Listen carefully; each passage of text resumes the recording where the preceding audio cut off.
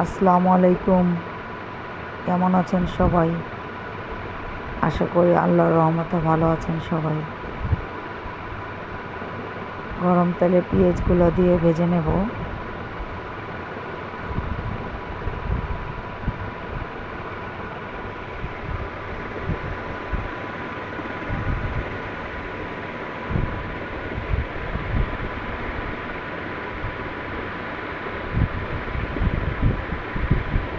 ভালো করে পেঁয়াজগুলো ভেজে নেব।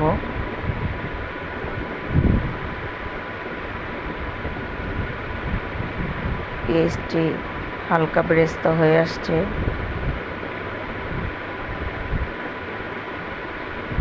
সামান্য একটু পানি, একটু আদা বাটা, আদা চামচ আদা বাটা, রসুন বাটা একসাথে, হলুদের ফাঁকি আদা চামচের একটু কম। আপনারা যার যার মতো পরিমাণ মতো মশলা দিয়ে নেবেন। আমি দেশি মটরের ডাল দিয়ে পাট শাক দিয়ে রান্না করব। মরিচের ফাঁকি 1 চামচ,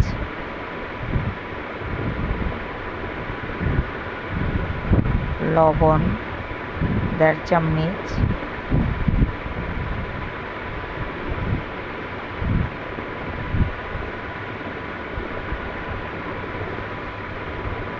ভালো করে কষানো হয়ে গেলে সিদ্ধ করে রাখা দেশি মটরের ডালগুলো দিয়ে দেব।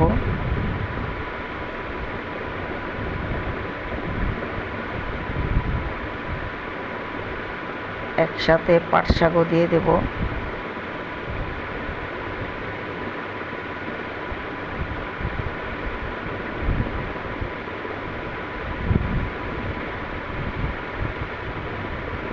সামান্য একটু পানি।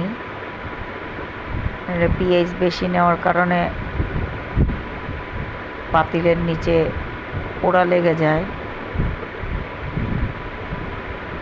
আমি শাকটা ঝুড়িতে ঝরায় রাখছিলাম, শাকটাতে বেশি একটা পানি উঠবে না। আর যেহেতু ডাল দিয়ে রান্না করব, এটার মধ্যে পানি আরও দিতে হবে।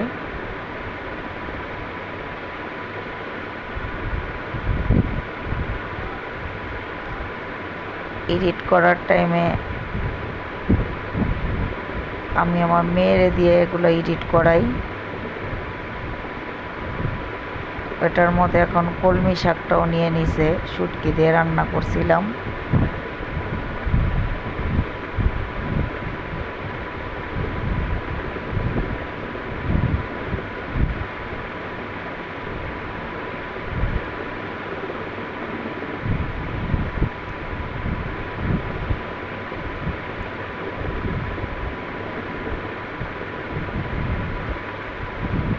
আমি হালকা একটু তেল দিয়ে রসুন আর পেঁয়াজ বেরেস্তা করে মটরের ডাল দিয়ে আর পালং এই যে পাট শাক দিয়ে রান্না করছিলাম, ওইটা এখন বাগার দিলাম। আপনারা এভাবে বাসায় ট্রাই করে দেখবেন, অনেক মজা হয়। অনেকেই খায় এভাবে, আপনারাও খেয়ে দেখবেন, কমেন্ট করে জানাবেন। আল্লাহ।